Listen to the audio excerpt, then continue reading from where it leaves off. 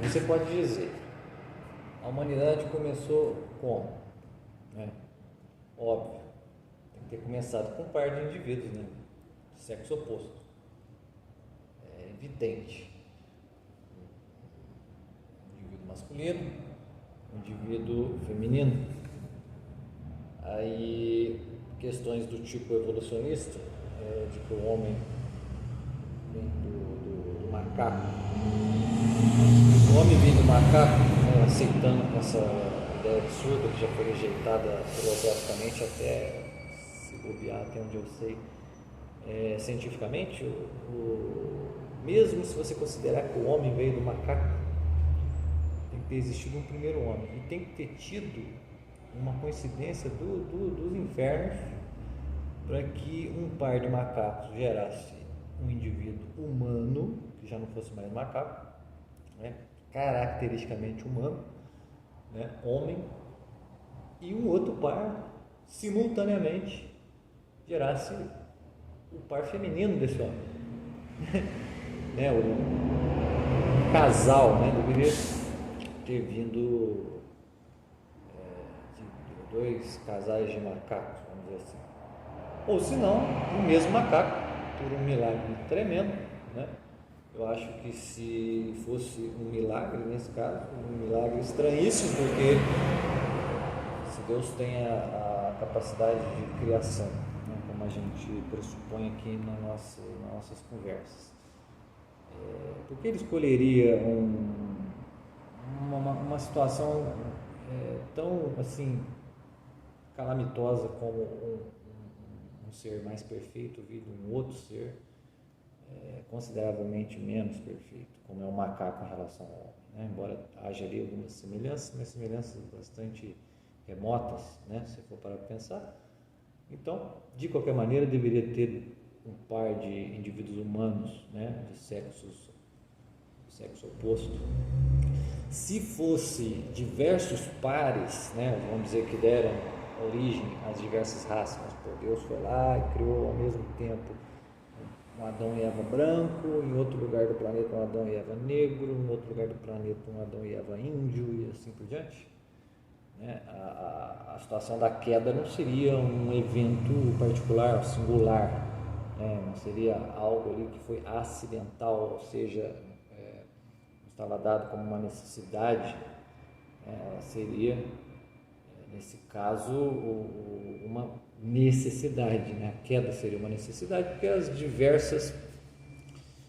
diversos pares humanos aí das variadas raças deveriam necessariamente passar pelo processo de queda. Então, também não faz sentido. Faria mais sentido dizer que esse par genético continha todas as raças, né? Como realmente a gente crê que, né, a razão nos ilumina para a gente crer também que deveria ser. Sendo assim, você vê que desse par primordial, né, genético, saíram todos os indivíduos humanos, que formaram todas as culturas e civilizações humanas, conjuntos humanos, e de todas essas civilizações que existiram, não necessariamente elas, claro, não tiveram uma continuidade de conjunto, certo? Você vê que o Império Chinês não necessariamente tem uma continuidade de conjunto da civilização egípcia, e a civilização egípcia não necessariamente é uma continuidade de conjunto dos filisteus e assim por diante, né? Exceto em certos casos, né, que são óbvios aí, historicamente verificáveis, que houveram sim os desenvolvimentos ali naturais, né, como o próprio Toynbee, né, fala lá no seu livro, que existem civilizações que são pais, civilizações que geram outras civilizações. Isso é um desenvolvimento natural, isso acontece, né, mas isso não é o suficiente para você dizer que existe uma continuidade de conjunto em termos civilizacionais da história humana. Então, para você falar de história da humanidade, você só pode falar num sentido, né? tomando a humanidade como uma unidade, né, de espécie, ela tem que estar diretamente relacionada ao par genético, certo? Primeiro par genético, né, de homens, homem e mulher, e inclusive aquilo que a gente chama de rasgo no tempo, né? O que seria esse rasgo no tempo? Houve um evento na humanidade que se destaca de qualquer outro, que ele é o pináculo, né? é o ponto severo e máximo da história humana, que é vamos dizer, a materialização ou a existência temporal de Deus na forma de um indivíduo, certo? Um indivíduo de origem humana que, por sinal, tem ali todos os elementos, né, todos os estratos aí dos seres, né, que vai do mineral ao vegetal, ao animal, ao humano, e ao angélico, vamos dizer assim. Sendo que falar que o humano já contém todas essas realidades aí abaixo e acima, que no caso acima a natureza angélica e abaixo animal, vegetal, mineral. Então, o homem já é uma forma sintética de vida, né? Então, quando Deus, como a gente crê, quando Deus ele se faz um homem, ele se faz um elo entre todas essas cadeias de ser, né? Vamos dizer assim.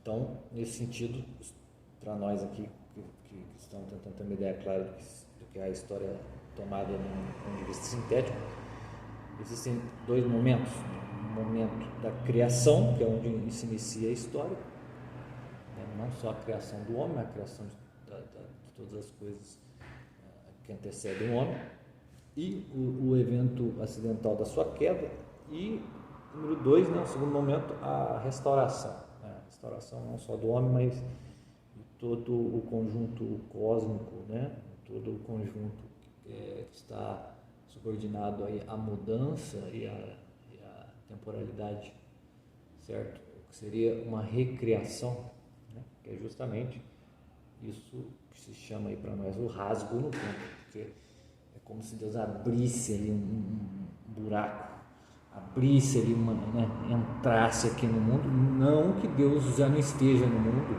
mas é sobre uma modalidade realmente singular e única. Então, esse eixo, né, que é esse evento máximo, pinacular, vamos dizer assim, o eixo da história, é esse rasgo, né? E ele está, de uma certa maneira, está a unidade perdida, né? Ali que se encontra a unidade perdida é toda essa descontinuidade da história humana, né?